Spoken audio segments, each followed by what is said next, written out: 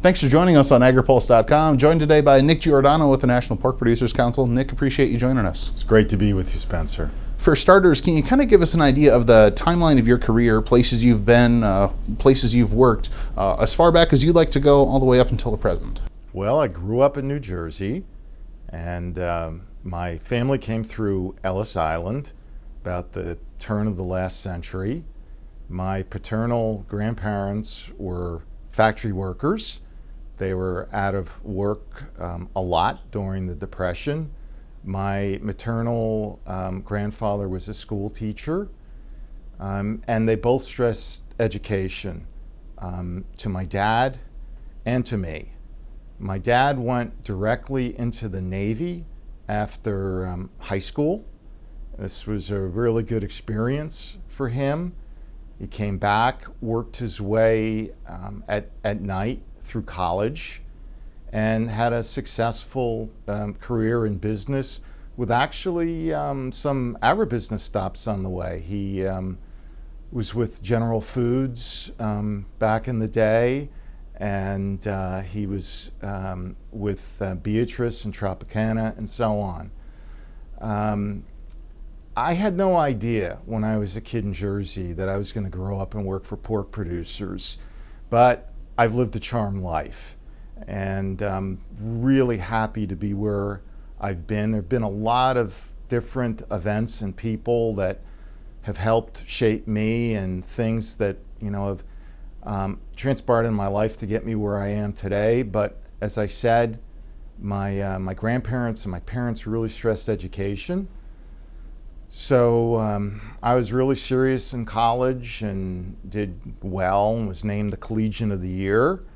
And then I came to DC, and I went to graduate school and focused on international, got a master's degree, and then I had to have more education. So I went to law school, and that was really tough because I went at night. I needed to work, and make money during the day. So I had a very demanding job during the day, actually, in doing working as an analyst, doing international economic support for trade cases. And so it was a natural fit when I graduated from law school to get into international trade litigation.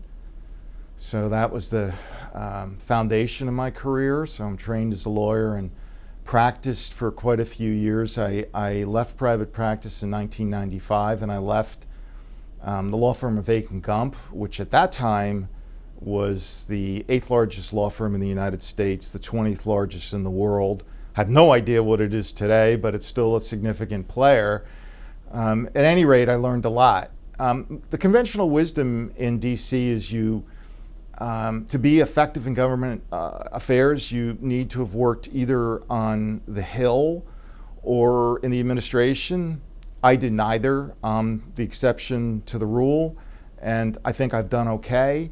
But others, including my kids, I've counseled to think about doing one or two of those things on the way. And my youngest, who just graduated from college, actually has an internship with the Ways and Means Committee this summer, and I'm very proud of all three of them, and my wife, who's tremendous. And I wouldn't be here. I mentioned my grandparents and my parents, but my wife is a lovely person. Everybody that meets her just falls in love with her.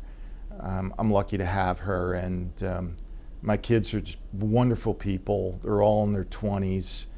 And it looks like all three of them two of them are settled in the DC area, and it looks like the third one might. So we're really happy about that. Mm-hmm. Now, you mentioned something in that answer that I actually wanted to talk about. You said you were born in New Jersey, went to college in Massachusetts, and then came down to DC for some further education. So you mentioned it. How in the heck does a Jersey guy end up working for pork producers, the majority of which are in North Carolina and Iowa, and really kind of splattered throughout parts of the country that are definitely not New Jersey and Massachusetts? Yeah, so when I was in private practice, I had the opportunity to get to know some folks that worked for the Pork Producers Council, and I did pretty good legal work, and we got the business.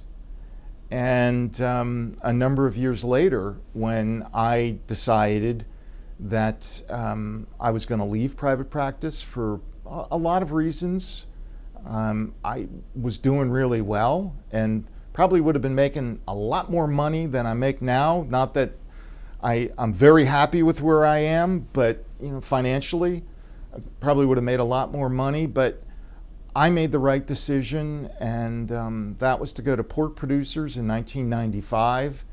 I thought I was going for 3 or 4 years, but this is a fabulous organization. Pork Producers are wonderful people to meet with, and now it's 22 years later, and I'm still here and still very happy. Mm-hmm.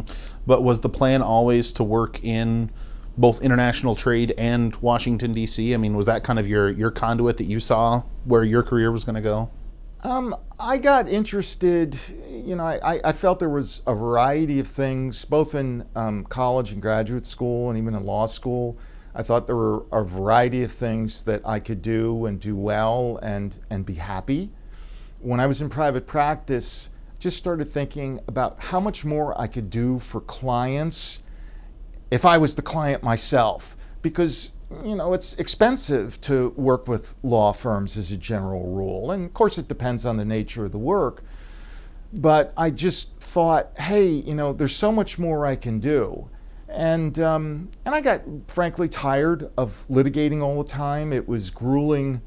It was very financially rewarding, but grueling personally, and not just in terms of working hard, because I've always worked really, really hard, but just the nature of the work. And I really wanted to segue more. I had an opportunity in private legal practice to do some more policy-related work, and I really liked it. And I decided I wanted to segue into doing more policy-related work. So I started to put out feelers, and as I said, I had a relationship with the pork industry as well. I brought the pork industry into a firm I had been working with. And so when they decided they wanted a full-time trade person, which was pretty progressive back then, I think they were one of the first sectors of the economy to do that. I thought, this is a really great opportunity. When I went, though, I thought, well, maybe 3 or 4 years. And to me, it's just been a marriage made in heaven, and it's one of the best decisions I've ever made in my life. Mm-hmm. Now, you joined NPPC shortly after NAFTA got underway, and we've certainly seen a lot of changes in international trade since then. I'm sure I'm not telling you anything when I say this, but I'm just wondering, from your perspective, how have you seen the field that you work in, how have you seen it change since your first day on the job with NPPC in 95, and maybe even before then as you were working in private practice too? How have you seen the international trade community within Washington, D.C. and what it takes to get a trade agreement over the finish line, all of those things? What kind of changes have you seen during your career?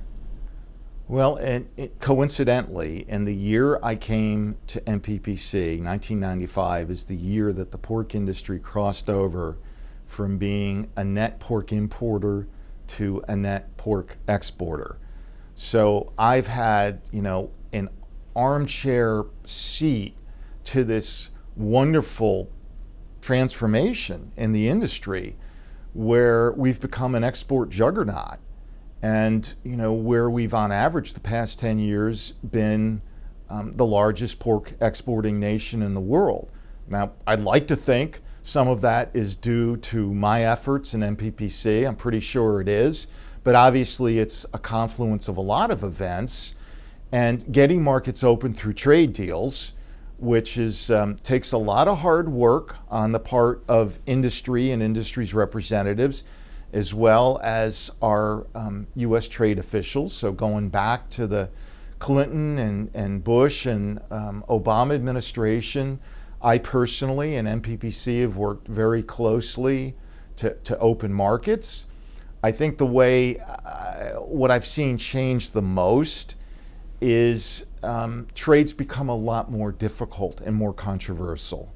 And we saw that in the recent presidential election where both candidates really were putting out a lot of concerns regarding trade. And I understand that. There's no question that some plants have closed and there's some dislocations, but the vast majority of the dislocations in the United States are not due to trade. They're due to technological change. And I'll use agriculture as an example. In the year 1900, 40% of the US workforce was engaged in agriculture. 100 years later, in the year 2000, 1.9%.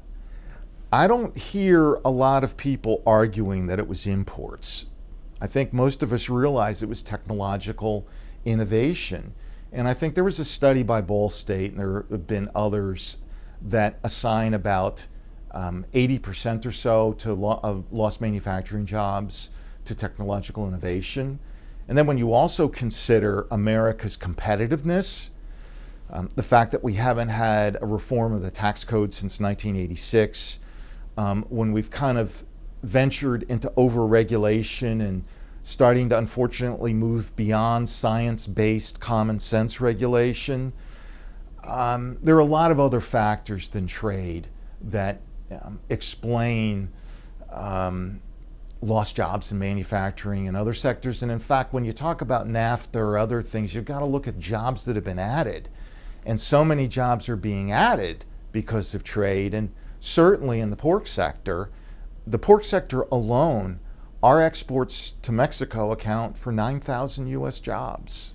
So with all of that in mind, I mean, you certainly got, and I've heard you say some of these figures before, some of the evidence that you have showing that exports and international trade and all that really helps. But with that on one hand, and with the opinion that a lot of people have of international trade on the other, with some of the things that you've said about the lost jobs and the displacements and things like that, is your job harder today than it was in 1995 when you first started, just in terms of selling the benefits of trade agreements? Yes. Yeah? It's a steeper climb. Trade is misunderstood by the American public, and I think all of us that benefit from trade, and that's the vast majority of Americans.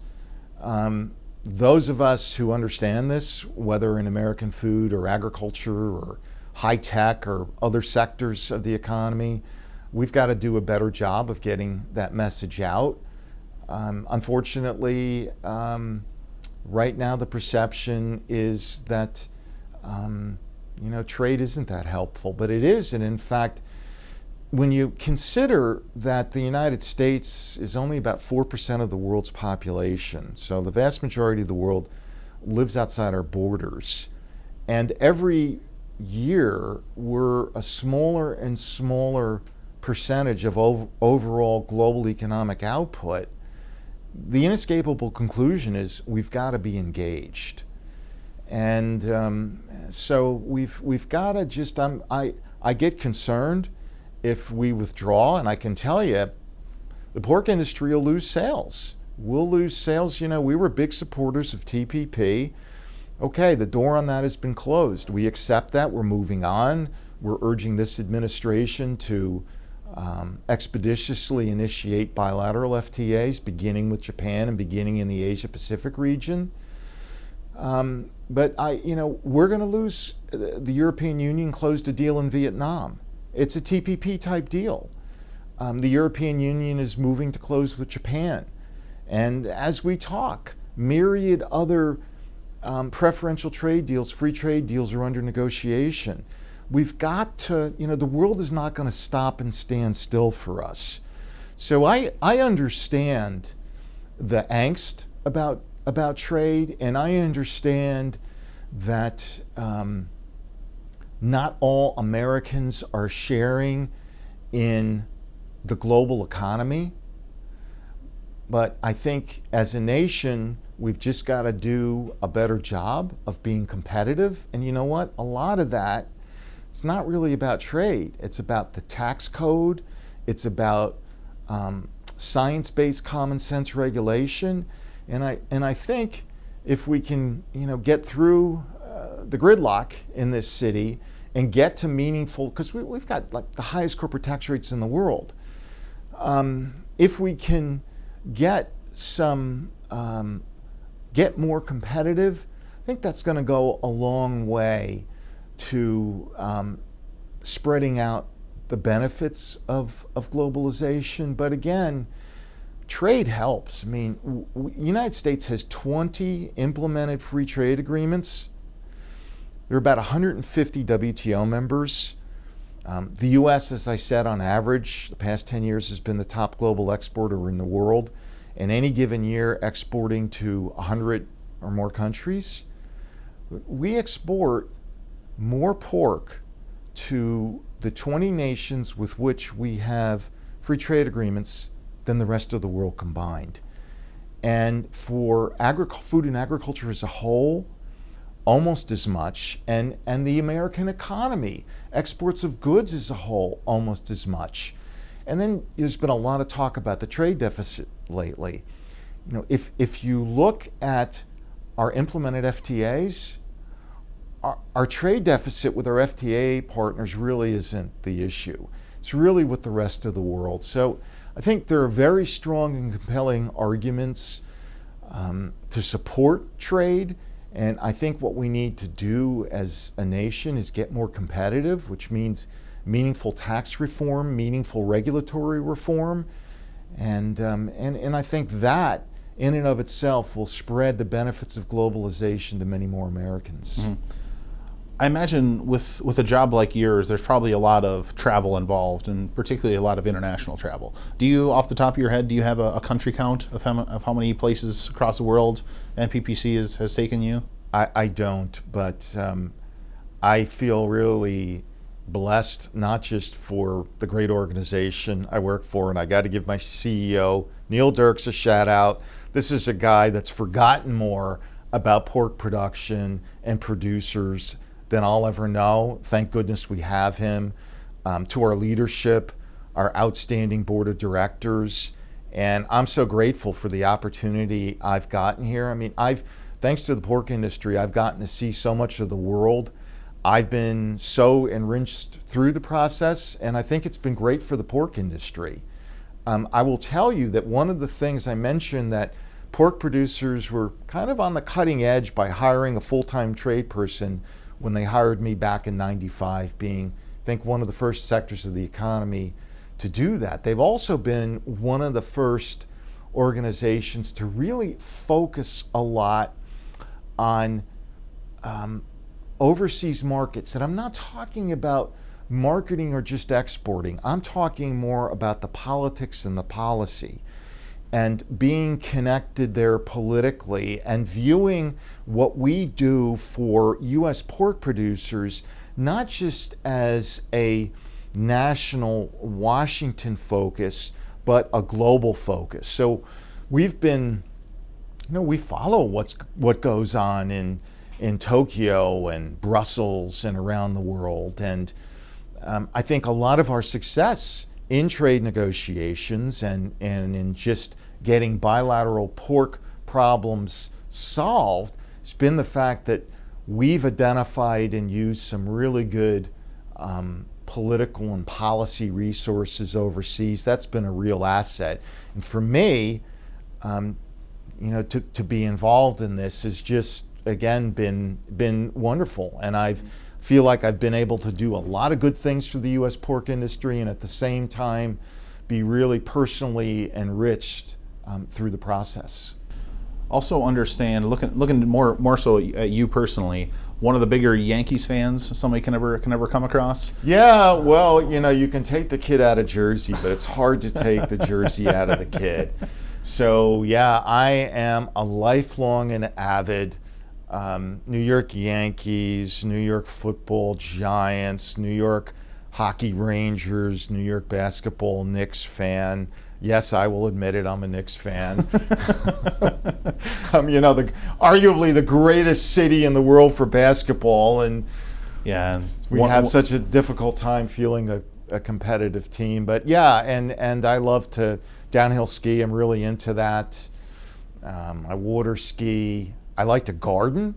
That's one of the things that pork producers have found interesting about me is they come to my home and see, I'm not big on vegetables, right? But because, by farm standards, by rural standards, I live in Arlington, Virginia, so I don't even have a quarter acre of land. Your production capacity is really unlimited. It's limited, but I tell you what, I got a lot of flowers. I mean, I just really enjoy gardening and the color and the beauty that brings. Mm-hmm. I'm not going to lie to you, the reporter in me was kind of hoping you'd wear one of your pinstripe suits for this interview so I could make some kind of a connection between the Yankee uniforms and your suits, but I guess that opportunity has passed us by. But another thing that somebody mentioned to me that kind of surprised me a little bit is your affinity for a certain 90s grunge band. Big Nirvana fan? Yeah, I like Nirvana. I like all sorts of music. So yeah. I just was with my daughter, who's gainfully employed in Washington, 27 years old. We went last week to out together and went to the opera. So I like opera, I like classical, I like jazz, all sorts of music. I mean, I'll listen to country, bluegrass, but what I know the most about and what I love the most is rock and roll. And within that genre of music, my favorite period is 90s rock, grunge and alt as they call it. But I like a lot of my music tastes are pretty diverse, but that I really enjoy that type of music. I'll pull one out of left field here. Best concert you've ever been to? I saw the Pink Floyd Dark Side of the Moon tour. Roosevelt Stadium in Jersey City. Okay. Jersey City then was very different than it is today. It was an old minor league ballpark and kind of a sketchy area back then. But I got to see the entire Dark Side of the Moon performed straight through with a lot of other kind of classic Pink Floyd late 60s, early 70s stuff, and I've seen hundreds of concerts.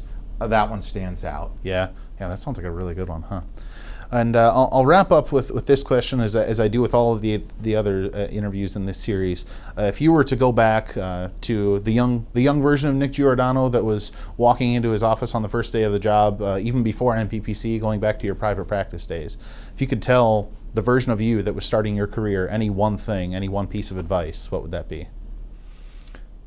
That you catch more flies with honey than you do with vinegar.